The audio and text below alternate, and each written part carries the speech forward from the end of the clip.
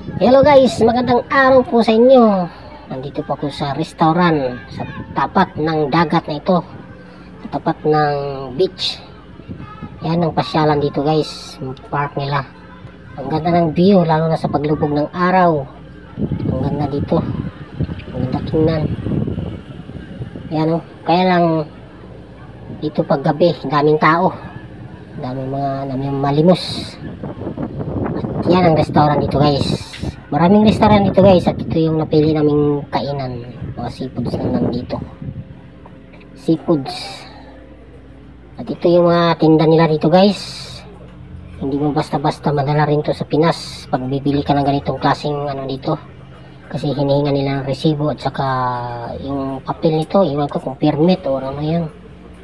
Kaya hindi mo basta mailabas ng ano nila bansa. At ito yung pagkain nila guys. Yan o, pusit with patatas, french fries. Tapos inihaw na isda. Hindi ko alam kung anong isda yan. With patatas din.